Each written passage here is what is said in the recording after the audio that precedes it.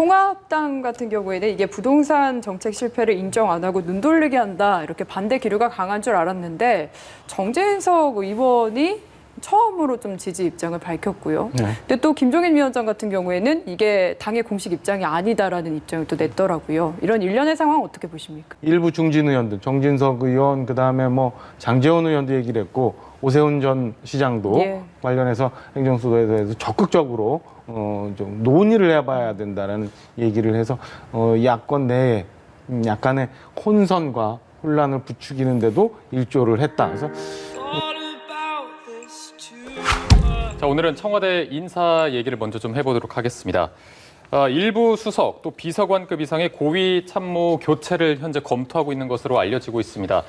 최근에 안보라인 인사를 교체했고 현재 청문회를 앞두고 있는데 다시 이렇게 인사 쇄신 카드가 거론되는 배경을 먼저 한번 짚어볼까요? 이전에 이제 지금 이인영 후보자라든가 박지원 국정원장 후보자 이런 분들은 결국은 이제 대북 관계를 좀 판을 좀 바꿔보자 그런 의미에서 교체를 했던 것이고요. 이번에 나오는 부분들은 이제 언론에 보도된 바에 따르면은 최근에 이제 부동산 문제라든가 다른 여타 문제로 대통령 지지율이 좀 떨어지고 여권의 지지율이 국민적으로부터 좀 떨어지는 거 아니냐 이걸 돌파해보자 그런 카드로서 일단 청와대에 좀 쇄신을 하자 그래서 좀 한 5명 정도의 금주내 하겠자 이런 의견이 나오는데요. 정무수석으로 있는 강기정 수석은 좀 교체가 확실한 거 아니냐 이런 얘기가 나오는 것 같고요. 뭐 저도 뭐 언론 보도를 봤습니다만 조심스러운 문제라서 인사. 그 외에 다른 수석들은 이제 김종원 민정수석 같은 경우는 집이 2채인데 한 채로 파느냐, 한 채로 팔았기 때문에 요임된다, 뭐 그런 얘기가 있는 것 같고, 그 외에 이제 다른 수석, 사회수석이라든가 뭐 비서관급 얘기가 있는 것 같은데요. 저는 이런 생각이 듭니다. 이번에 인사 쇄신은 청와대가 정말 국면 전환용이라든가 여론 전환용을 한다 그러면은 좀 새롭고 참신한 카드가 좀 나왔으면 좋겠어요. 정무수석을 바꾼다 그러면은 정말 대통령도 그 국회 개원연설에서 협치를 강조했잖아요. 협치에 맞는 인물 정말 국민이 보더라도 저 사람은 진짜 협치할 사람 같아. 야당을 잘 설득할 수 있는 사람 같아. 그러한 인물들 그냥 돌고 돌아와서 내부에서 하지 말고요. 좀 그런 성격이 있었으면 좋겠고 나머지 수석들도 만약 교체를 한다 그러면은 좀 더 새롭고 참신한 인물에 의해서 어차피 정치는 그 정책을 암시하는 거고 국민적 신뢰를 다시 회복하는 거기 때문에 그리고 하나만 더 부연한다 그러면 이번에 청와대가 교체된다 그러면 예를 들면 이제 이인영, 박지원 이런 분들의 청문회가 끝난 다음에는 그건 내각은 어떻게 할 것이냐 문제를 다시 한번 짚어볼 수가 있습니다. 과연 이제 코로나19 문제가 안정화됐을 때 과연 내각도 이 코로나19 과정을 겪으면서 이 장관들의 이 밑바닥도 다 드러나지 않나 저 싶은데 이 능력이라든가 자질이라는 능력이라든가 집권 후반기 문재인 정부의 집권 후반기를 끌어갈 수 있는 장관들의 카드는 또 어떻게 돼야 될 것이냐 이런 부분도 청와대나 대통령이 고민해서 하나하나 준비를 해나가지 않을까 그런 생각이 듭니다. 지금 내각까지 이야기를 해주셨는데 사실 그동안 문재인 대통령의 인사 방식을 보면 언론에서 개각이 필요하지 않냐라고 이야기를 해도 본인의 인사 스타일을 고집하고 웬만하면 바꾸지 않는다 뭔가 이런 이야기가 많았거든요. 근데 이번에 보면은 뭔가 이야기가 나오지 않았는데도 알아서 교체 기류가 나오는 건 왜라고 보십니까?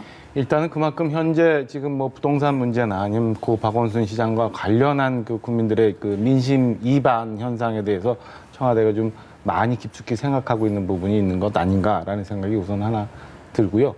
두 번째는 그 좀 전에 말씀 주신 것처럼 문재인 대통령이 웬만해서는 뭐 이렇게 인적쇄신이나 뭐 참모진들 교체하지 않는데 어떻게 해서든 이번 국면을 이렇게 해서 좀 넘어가 봤으면 하는 생각이 있는데 그게 완전히 그러니까 교수님 아까 말씀 주신 것처럼 그 인사를 통해서 사실은 정책적인 메시지를 많이 줘야 되는데 이번에 대통령이 웬만해서는 사람을 교체하지 않는 그 이게 뭐 표현이 적정한지 모릅니다. 미련 이런 게 있어서인지 지금 현재 거론되고 있는 이 정도의 인적 쇄신 가지고 현재의 국면을 빠져나갈 수 있는 건지 아니면 국민들이 아쉬워하고 있는 부분에 대해서 해소가 될 수 있을지 이런 부분에는 의문이에요. 그리고 말씀 주신 것처럼 청와대 지금 뭐 민정 정무라인 그다음에 일부 확인은 안 됩니다만 뭐 홍보 내지는 안보실 일부 이런 데 교체 얘기가 나오는데 메시지가 분명치 않아요. 뭐 집을 많이 가져서 지금 교체를 하겠다는 건지 아니면 뭐 야당과 협치를 위해서 하겠다는 건지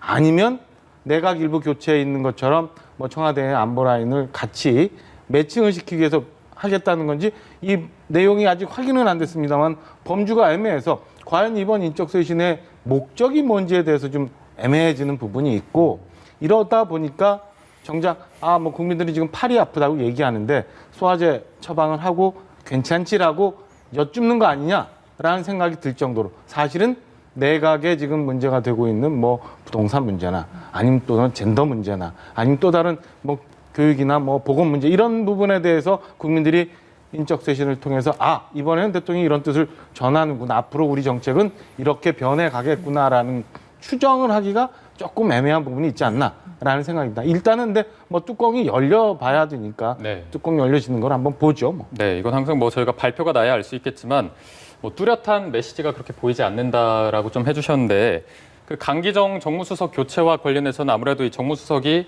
야당과의 소통 창구라고 할 수 있는데 최근에 또 야당과의 협치를 강조하지 않았습니까? 아무래도 그러면 좀 협치를 강조하는 인물 이 부분으로 좀 내정을 하지 않을까요? 그렇겠죠. 그러니까 지금 조금 전에 제가 말씀드렸습니다만은 지금 문재인 정부의 이제 집권 후반기에 각종 정책들, 특히 이제 지금 그린 뉴딜이라든가 디지털 뉴딜, 한국형 뉴딜 정책을 현황하기 위해서는 국회에서 입법으로 이것이 보완되지 않는 한 그 정책이 추진될 수가 없는 거예요. 굉장히 관련 입법들이 보완돼야 되거든요.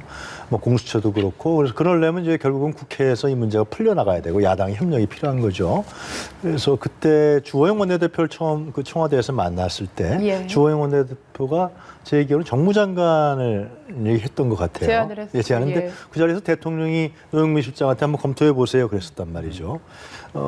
그런 부분들, 그러니까 야당의 요구를 그러니까 정무장관, 정무수석 갖고 좀 부족한 거 아니냐 그런 것이 주호영 원내대표의 지적이었단 말이죠. 그래서 이번에 정무수석을 교체 검토라고 나오던데요. 좀 아까 연합의 우리 자막에는 정무수석을 교체한다 그러면 지금 거론되는 인물은 언론에 뭐 박수현 전 대변인이라든가 뭐 최재성 전 의원이 이렇게 거론되는데요. 하여튼 뭐 대통령의 인사권이니까 어떻게 할지 모르지만 정무수석만큼 협치를 할 수 있는 그런 좀 발도 넓고 말이죠. 야당하고 인간적으로 좀 친하고 정치라는 게 이게 기본적으로 인간적으로 친해야 되거든요. 예. 관계이기 때문에. 그래서 저녁에 만나서 이렇게 막걸리도 한잔하면서 속 얘기도 할 수 있는 이러한 사람이 정무수석에 앉혀서야 좀 야당과 협치 가능성도 무엇이 야당이 궁금해하는지 이런 부분들을 그러면 갖고서 국정 운영에 반영해서 통합이라든가 이런 거 나갈 수 있다. 특히 국회와의 관계, 대국회 관계가 제일 중요하겠죠. 예. 사실 이 정무수석 자리 자체가 이 국회와 청와대 가교 자리라고 할 수 있는데 그렇죠. 강기정 정무수석은 뭔가 언사를 과거에도 눕힌 일이 있기도 하고요. 뭔가 정무수석의 역할과는 과거의 그런 역할과는 조금 다른 모습을 많이 보이기도 했습니다.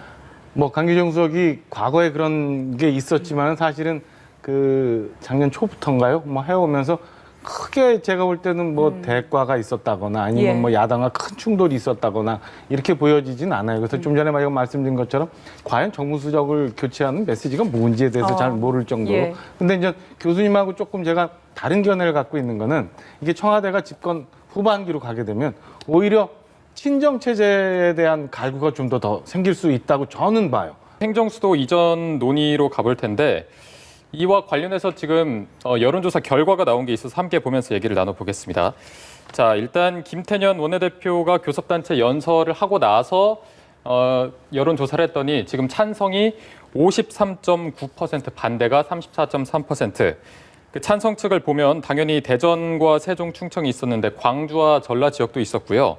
또 민주당 지지층 그리고 좀 젊은 층에서 평균적으로 찬성 비율이 높았습니다. 지금 이 결과는 어떻게 보십니까? 이건 찬성 비율이 높은 지역이 지방이 크잖아요. 그러니까 이 서울과 서울 수도권과 지방의 이 격차, 양극화 현상이 갈수록 심해지고 있기 때문에 이걸 하여튼 풀어나가야 되는데 그것이 이제 수도를 옮김으로 인해서 이걸 풀어보자고 하는 그런 노력에 대해서 찬성표를 던진 거죠. 찬성 메시지를 넣은 건데요.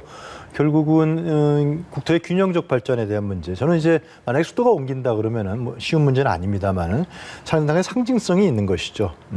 국토를 균형적으로 발전시키겠다라는 그런 의미에서 아마 국민들도 호감도가 있는 것 같아요. 그래서 그러나 이제 이 문제를 해결하기 위해서 넘어야 될 산들이 상당히 많이 있습니다. 예를 들면 뭐 특별법, 여야가 일단 합의가 돼야 되는 네네. 거고요. 그리고 국민적 동의도 받아내야 되고 충청권 민심도 중요하여 또 수도권 민심도 받아내야 되는 이런 측면들이 있어요. 그래서 이런 부분들을 만약에 지금 김태년 원내대표가 제시했는데 민주당과 여권이 중심이 돼서 국토의 종합적 개발, 균형적 발전을 위해서 수도를 옮겨야 된다는 부분들을 국민적 동의와 합의를 받아내가 나간다 그러면은 네. 상당히 지금 문재인 정부로 봤을 때는 정치적 이득과 클 것이다라는 거죠. 국민 통합이 되고 예. 이게 이제 쉬운 과정은 아닐 거예요 아마 상당히. 네네. 왜냐하면 위원회 한번 났기 때문에. 네. 그래서 그런 부분들을 진행할 때 이제 합의 그런 이제 정치적이 필요할 것 같고요. 두 번째로는 이제 만약 그게 안 된다 그러면은 이게 위원 문제도 있고 통합이 안 된다, 합의가 안 된다 그러면 정세균 총리도 오늘 국회에서 답변했지만 국회 분원 문제. 이런 부분들을 빨리 했으면 좋겠어요. 국회 분원을 하고 청와대도 이런 경호 문제라도 여러 가지 복잡한 문제가 많이 있어요. 그래서 어떻게 이름 불러야 될지 모르지만 뭐 소청와대 하여튼 뭐 대통령이 머물 수 있는 곳이라든가 이렇게 해서 좀 상징적인 건 서울에 있지만은 그러나 뭐 실질적인 행정부와 관련된 기능들은 뭐 세종에서 한다든가 이러한 부분들도 한번 고민해 볼 필요가 있지 않을까 저는 그렇게 생각합니다. 네. 통합당 같은 경우에는 이게 부동산 정책 실패를 인정 안 하고 눈 돌리게 한다 이렇게 반대 기류가 강한 줄 알았는데 정진석 의원이 처음으로 좀 지지 입장을 밝혔고요. 네. 근데 또 김종인 위원장 같은 경우에는 이게 당의 공식 입장이 아니다라는 입장을 또 냈더라고요. 이런 일련의 상황 어떻게 보십니까? 일단은 제가 이제 방송 들어오기 전에 이게 이제 조사 결과가 어떤 오마이뉴스 의뢰로 리얼미터가 이제 조사를 한 건데 보통 이제 설문 문항을 이렇게 노출을 해놓고 있던데 그걸 찾아보니까 없었어요. 그래서 이게 어떤 식으로 설문 문항이 구성이 되어 있어서 저런 결과가 나오는지 좀 봐야 될 것 같고 예. 두 번째는 행정수도 이전이 굉장히 복잡한 문제이기 때문에 좀 더 세밀한 조사 결과가 나와야 우리가 판단할 수 있지 않을까라는 생각입니다. 근데 이제 다만 지금 어제만 해도 굉장히 정치권에서 부동산 이슈로 굉장히 들끓었던 정치권이 순간 이렇게 몰려가 버리는 게 있어요. 네. 그래서 야당 입장, 제가 이제 야당 입장을 이해해 보려고 이렇게 보면 여권에서 저게 어떤 의도로 만들었는지는 모르겠습니다만은 일단 이슈 전환에는 조금 성공한 거 아니냐라는 생각. 두 번째는 좀 전에 말씀하신 것처럼 일부 중진 의원들, 정진석 의원, 그다음에 뭐 장제원 의원도 얘기를 했고 오세훈 전 시장도 예. 관련해서 행정수도에 대해서 적극적으로 좀 논의를 해봐야 된다라는 얘기를 해서 야권 내에 약간의 혼선과 혼란을 부추기는데도 일조를 했다. 그래서 뭐 이 속내가 진짜 그건지는 잘 모르겠습니다만은 그렇게 본다면은 어느 정도 여당 입장에서는 야, 이 이슈를 전환하는데 성공할 수도 있었구나라는 생각이 듭니다. 근데 2004년도에 이건 헌법재판소 판단에 의해서 일단락됐던 거예요. 근데 이렇게 너무 쉽게 행정수도 이전이라는 거를 얘기하고 밀어붙인다는 게 이게 과연 옳은 건가라는 생각은 여전히 이렇게 남아 있습니다. 네, 알겠습니다. 자, 저희가 민주당 내부 상황도 좀 보겠습니다. 지금 당대표 선거가 3파전으로 치러지게 예. 됐습니다. 이낙연, 김부겸, 박주민 후보 3파전으로 치러지게 됐는데 글쎄요, 어떤 이제 박주민 의원이 좀 돌발 변수라고 이런 네. 평가도 있는데 어떻게 보십니까? 그러니까 한두 달만 전만 해도 이낙연 대선에 의해서 이낙연 의원이 그냥 당대표 되는 거 아니냐 뭐 그런 게 일반적이었는데요. 네. 그래서 이제 친문이라고 속칭되는 의원이라 정치인들도 그럼 하여튼 뭐 대세니까 이낙연 의원 잘 도와서 해야 되는 거 아니냐 뭐 그런 얘기가 당내에 많았던 걸로 제가 알고 있습니다. 그런데 이재명 지사가 이제 치고 올라오면서 이낙연 대세론이 사실상 위협받고 또 거기다가 이제 어제는 갑자기 이제 박주민 의원이 출마 선언을 했단 예. 말이죠. 그래서 이런 부분들이 지금 민주당 당의 전당대회에 상당히 중요한 변수들을 막 작용하는 것 같아요. 그래서 오늘까지 나온 얘기에 따르면 하여튼 박주민 의원이 간단치 않다라는 거죠. 상당히. 나이도 약간 아직 40대고 그리고 친문 주류족에 속하고 네. 당내에 뭐 대중적이가 국민적 지지는 뭐 크지 않다 그래도 당내 지지 세력은 나름대로 갖고 있고 지난번 최고위원 때 21%를 얻었기 때문에 네네. 그렇기 때문에 이 친문 세력에게 좀 뭐라 그럴까 구애 작전이라고 할까요? 상당히 구애 작전 러브콜을 보냈던 이낙연, 김부겸 이 두 의원이 좀 셈법이 복잡해져 버렸어요, 굉장히. 예. 저는 이것은 아마 제 생각에는 이재명 지사가 치고 올라오면서 뭔가 이낙연 그 의원의 그 대세론이 상당히 좀 위협받으면서 박주민 의원이 우리도 좀 해볼 만하지 않겠느냐 뭐 이런 판단을 한 그런 변수로 나타난 현상이라고 보여져요. 그래서 하여튼 이 3파전이 될 것 같습니다. 이낙연 그리고 김부겸, 박주민.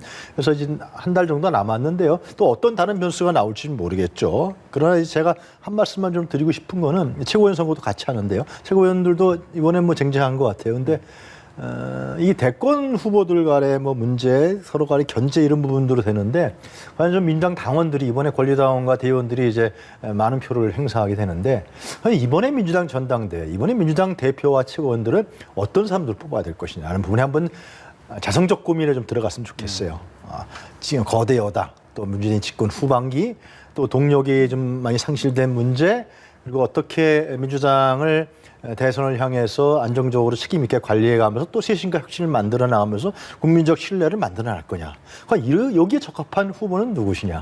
그리고 전당대회는 어떻게 또 만들어져야 될 것이냐. 이런 부분들을 좀 당원들이 고민하면서 좀 몰고 가는 그런 분위기가 됐으면 좋겠다. 그런 생각합니다. 네.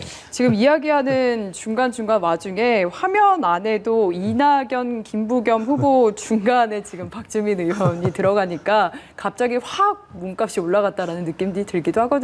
몸값도 올라가고 일단 한번 뭐 엊그제까지만 해도 한번 보면 우리가 돌아보면은 전당대회라는 게 당에 굉장히 중요한 행사고 이벤트를 통해서 굉장히 흥행을 몰이를 해야 되는데 전당대회에 대한 관심이 크게 높지는 않았어요. 오히려 이재명 지사의 대법원 확정 판결로 인해서 대권 얘기가 훅 넘어갔었거든요. 예. 이러다 보니까 이제 거기에 이제 이낙연 대세론을 통해서 쭉 오던 그 분위기가 좀 다 가라앉아 있었는데 박주민 의원이 딱 들어가면서 이게 관심이 들어가는 거예요. 그러니까 그 민주당의 이제 전당대회가 대표는 별도로 뽑고 최고위원은 또 별도로 뽑아요. 근데 박주민 의원이 지난번 전당대회에서 재선임에도 불구하고 지난번이 초선이었죠. 초선임에도 불구하고 최고위원에서 1위를 합니다. 맞습니다. 1위를 해서 예. 1위 최고위원이 돼요. 그러니까 그만큼 이 소위 말하는 민주당 권리당원 열성 친문 진영에서 굉장히 이 표가 많이 있기 때문에 저는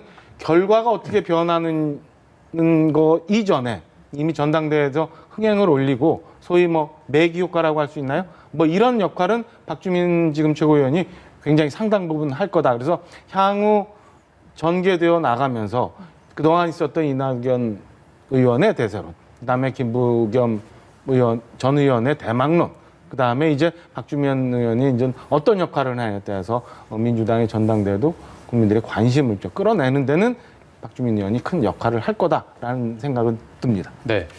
좀 짧게 네. 그 이낙연 의원 같은 경우는 그동안 대세론이 좀 굳혀져 왔었는데 지금 예. 보면은 박주민 의원이라는 돌발 변수도 생겼고 또 이재명 지사의 선명성과도 계속해서 경쟁을 해야 돼서 네. 좀 여러 부분에서 도전을 받고 있다는 느낌이 들거든요. 그렇습니다. 아마 한 2달 전인가요? 하여튼 그 4월 총선 끝나고 이제 기억하시겠습니다. 이낙연 당시에 이제 전 총리가 전당대회를 해야 되냐, 나가야 되냐, 말아야 되냐, 대표 가느냐, 말아야 되냐, 이거 논란이 많았잖아요. 네네. 제가 들은 바로는 이낙연 그 의원이 자기는 별로 그렇게 당대표가 나오고 싶지 않았던 얘기도 있었다 그래요. 근데 주변에서 여러 가지 얘기 있고 형사가 이렇게 간 건데 이제 이낙연 의원 쪽 입장에서 봤을 때는 이걸 어떻게 돌파하냐는 게 중요하겠죠. 근데 사실상 조직세가 별로 없기 때문에 민주당 내에 대표를 하면서 좀 조직을 만들어서 대선으로 가자. 뭐 이런 것이 일반적인 공식으로 논의됐었는데 그 논의되는 공식에 들어가기 전에 여러 가지 지금 돌발 변수를 만난 거죠. 네. 그래서 누차 말씀드렸습니다만 이 이낙연 정치력에 대한 문제. 지금 이재명 지사가 막 치고 올라오면서 이낙연 의원은 너무나 조심스러운 거 아니냐. 너무나 재는 거 아니냐. 예를 들면은 자기 소신 발언을 왜 안 하느냐. 잠깐 이렇게 뭐 옆에 눈치만 보는 거 아니야. 뭐 이런 얘기가 있는데 요즘은 또 다시 또 얘기를 해요. 이제는 또 얘기를 한단 말이죠. 그러면서 여러 가지 부분이 나타나고 있는데 하여튼 저는 전당대회가 아까 말씀드렸다시피 상당히 중요한 부분이죠. 경쟁을 통해서 정치적 경쟁을 통해서 새로운 산물을 만들어내는 거란 말이죠. 네. 거기에 또 주인공은 다 당원들과 대의원들입니다. 그래서 좀 더 현명하게 지혜롭게 민주당이 집권 여당이기 때문에 이제 중요합니다. 네. 집권 여당으로서 어떻게 책임감 있게 또 혁신적으로 당을 끌고 나갈 수 있는 대표와 최고위원이 만들 수 있도록 좀 잘 봐야 되지 않을까 그런 생각이 듭니다. 알겠습니다. 자,